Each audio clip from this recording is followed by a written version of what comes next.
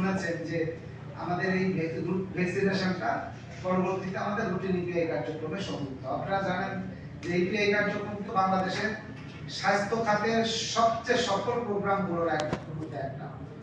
বাংলাদেশের